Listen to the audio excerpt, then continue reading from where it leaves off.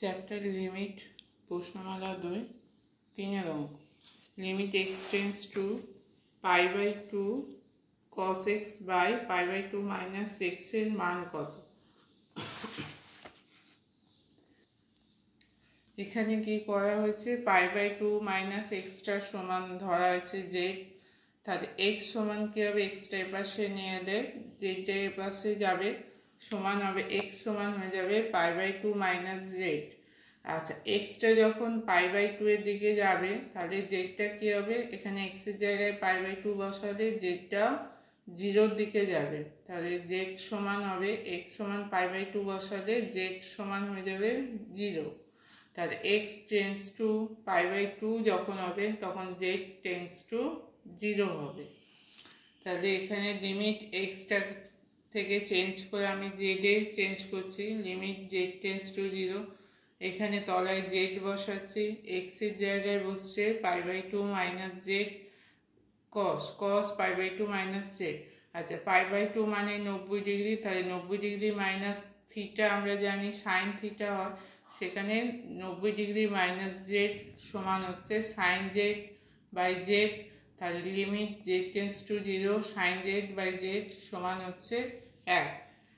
আচ্ছা, তারপরে চারেরটা limit x tends to π/4 sine x minus cos x by x minus π/4।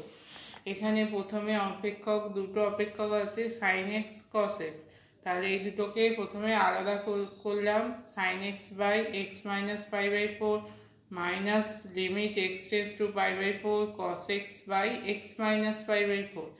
X minus π/4 সমান Z বসালে আমি এক্স মাইনাস π/4 সমান জেড ধরেছি, তাহলে এক্স সমান কী হবে, Z plus π/4।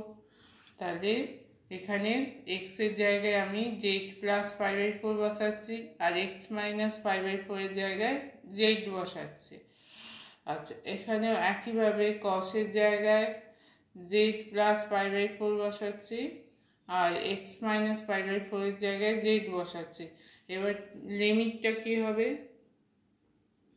Limit x tends to π/4 হলে এক্সটা π/4 এর দিকে এগোলে এক্স মাইনাস π/4 কী হবে, 0 হয়ে যাবে, তাহলে জেড টেন্স টু তখন 0 হবে। তাহলে এক্স টেন্স টু π/4 হলে জেড টেন্স টু 0। একইভাবে এই দিকটা লিমিট জেড টেন্স টু 0, তাহলে লিমিট দুটো কি দাঁড়াচ্ছে, limit z tends to 0 sine z plus π/4 by z minus limit z tends to 0 cos z plus π/4 by z. এবার তলায় জেড যেমন আছে থাকছে, এইটা হচ্ছে তোদের যৌগিক কোণের ফর্মুলা আছে সাইন এ প্লাস বি এর ফর্মুলা।